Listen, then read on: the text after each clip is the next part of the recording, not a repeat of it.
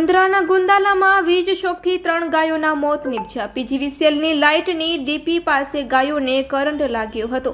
આજે વહેલી સવારના સમયે બન્યો હતો બનાવ। માલધારી જાકબ ઓઢીજાની 3 ગાયો મોતને ભેટી હતી।